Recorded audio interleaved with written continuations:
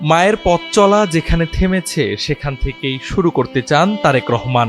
দীর্ঘ ১৭ বছর পর দেশে ফিরেই হারিয়েছেন মাকে। দেশে ফেরার আনন্দ মাত্র ৫ দিনেই রূপ নিয়েছে গভীর বেদনায়। গেল ৩০ ডিসেম্বর ভোর ৬টায় শেষ নিঃশ্বাস ত্যাগ করেন ৩ বারের সাবেক প্রধানমন্ত্রী ও BNP chairperson Khaleda Zia. ৩১ December তার জানাজা ও দাফন কার্য সম্পন্ন হয়।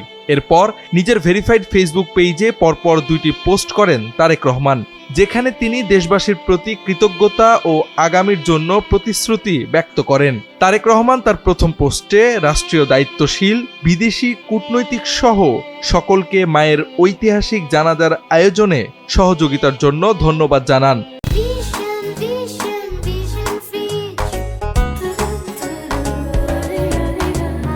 দ্বিতীয় পোস্টে তিনি জানান তার একাকিত্বের মুহূর্তে দেশবাসীর পাশে দাঁড়ানোর কথা।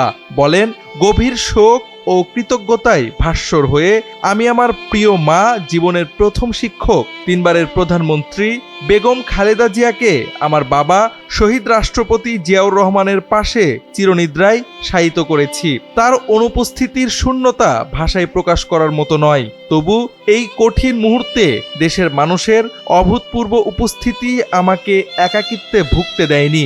এই পোস্টের এক অংশে তিনি বলেন, আমার মা সারা জীবন নিরলসভাবে মানুষের সেবা করেছেন। আজ তার সেই দায়িত্ব ও উত্তরাধিকার আমি গভীরভাবে অনুভব করছি। একাগ্রতা ও দায়বদ্ধতার সঙ্গে আমি প্রতিশ্রুতি দিচ্ছি, যেখানে আমার মার পথ চলা থেমেছে সেখানে আমি চেষ্টা করব সেই পথযাত্রাকে এগিয়ে নিতে। সেই মানুষদের জন্য যাদের ভালোবাসা ও বিশ্বাস তাকে শেষ নিঃশ্বাস পর্যন্ত শক্তি দিয়েছে, প্রেরণা জুগিয়েছে।